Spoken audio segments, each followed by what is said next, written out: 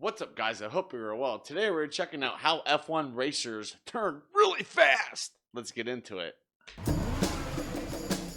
This is Formula One.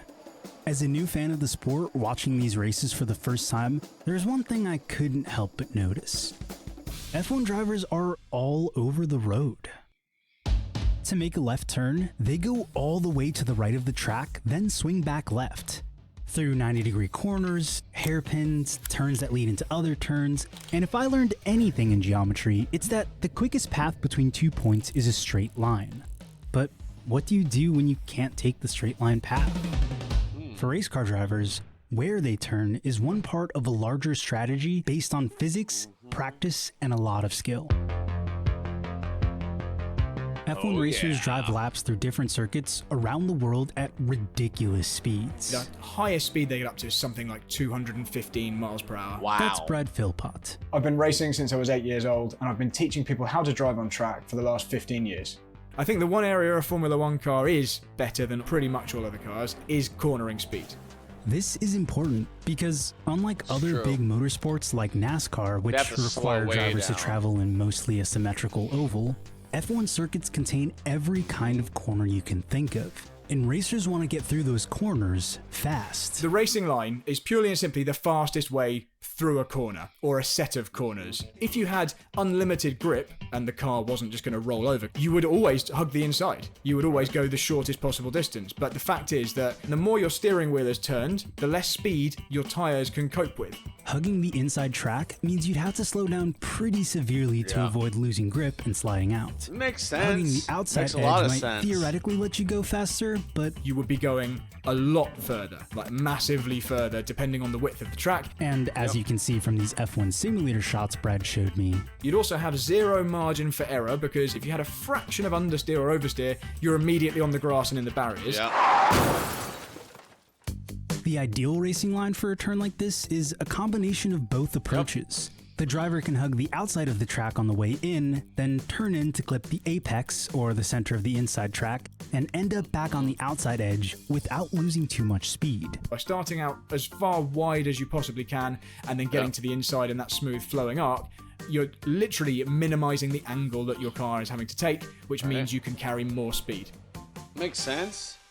Yeah. So far, we've been using this fake 90-degree turn example because it's simple to explain.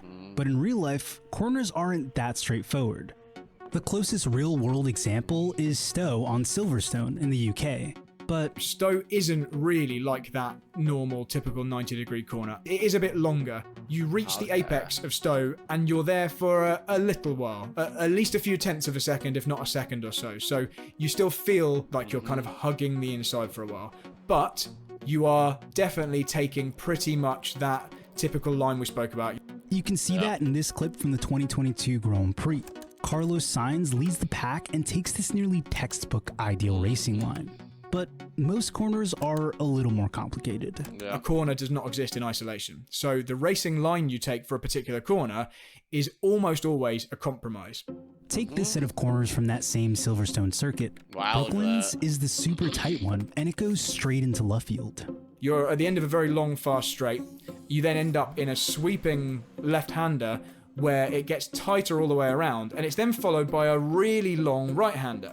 So, judging by what we've been discussing so far, you'd probably say that you need to compromise your exit a little bit in the left-hander, so you wouldn't go all the way wide. However, in this example, you do almost the counterintuitive thing based on what we've already been learning. Luffield, which is the second corner, the right-hander, is a very, very long right-hander, well over 180 degrees. It nullifies most of the benefit you would get from going wide and then cutting back towards it. It's not an apex that you kiss, like in our 90-degree right-hander example. You meet the inside and you have to stay there. By trying to compromise the initial left-hander, you're actually just wasting time. You're wasting distance. And this is why this is such a complicated thing and it doesn't have an easy answer. You can see all drivers having a slightly different approach to this particular set of corners in this clip from the 2022 Grand Prix. And there's Max. While the leading car tries to use the most ideal path, hugging the curves, the following cars are more spread out. And did you catch that? These two cars almost collided, and to avoid it, this driver went off the track, screwing up his racing line entirely. Once you have to contend with other drivers, racing lines become a lot more complex. What you have to do Makes is sense. compromise based on the track that's available Get to the you. dirty So you're still air going to be going outside, inside, getting out of your outside as line. much as you can, but that will be on maybe half the Mm. track width. If the weather is wet and rainy, that adds even more complexity. Yep. Racers may compromise their line even further in search of areas of the track that have more grip. Formula One drivers are constantly making calculations to adapt to any condition and still maintain a good racing line. Makes sense. And they can do that because they're not thinking of the line as they're driving. They just do it. If I went to pretty much every F1 track, even tracks I've never actually been to before, I would probably know pretty much where I want the car to be from driving on simulators or watching videos and all that kind of thing. So it's not a guess. Once race day arrives with all its variables and rivalries, the focus is no longer on ideals. It's on the strategic compromises a racer is willing to make to get ahead of the competition. That's really what separates drivers. You've got various inputs that you're making as a driver: throttle input, braking, steering, changing gear, communicating with the pits, conversing with your engineers, strategy. But the biggest one of all of those is the steering. It is the line you're taking.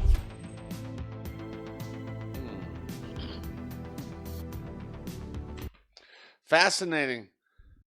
That was actually interesting, but yeah, a lot of that made a lot of sense. You know, how you take the corners and everything. But yeah, very cool to kind of see that with the diagrams and the simulations. I enjoyed this video. I hope you guys did too. With that being said, I want to thank you all for watching. Stay safe and don't forget to wash your hands. Bye.